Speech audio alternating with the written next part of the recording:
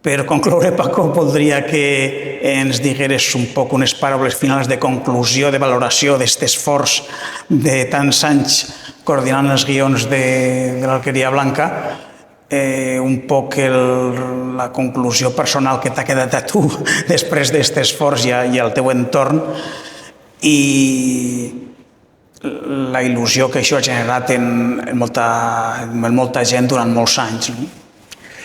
Jo, si quan nosaltres vam fer la primera temporada algú haguera vingut a fer-nos signar la tercera part de l'èxit que hem tingut, hauríem signat tots com a bojos, perquè era inimaginable que una sèrie aconseguira tot el que ha aconseguit l'Alqueria Blanca.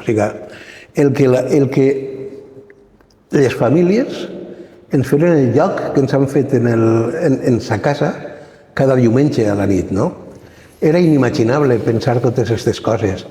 Era inimaginable el pensar que en les falles, on abans sonava el faller o al costat del faller soni l'himne de la cançó de l'Alqueria Blanca. Era imaginable que en alguns pobles l'alcalde a l'hora de fer el pregó diguera esta nit la processó començarà quan acabi l'Alqueria Blanca, perquè potser altres anys començava a les 10 o a les 10 i mitja la processó, no?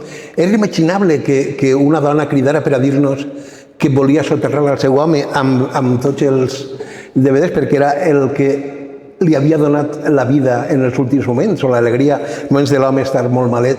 Era inimaginable moltes coses, el que la gent poguera voler tocar per el carrer als seus personatges, o sigui, els volguera de veure als seus personatges.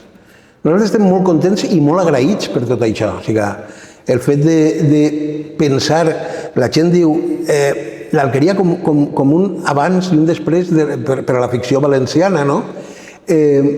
La gent ens ha volgut de veres i això no es paga. O sigui, jo ara ja no vaig a dir això de ja una vegada feta l'Alqueria me puc morir, no, però una vegada feta l'Alqueria ja puc anar-me'n a jugar al dominó. I això crec que ho pensem els majors de l'equip, no? I molt contents, molt pagats i molt agraïts a la gent que ens ha volgut d'esta manera. Doncs moltes gràcies, Paco. A vosaltres.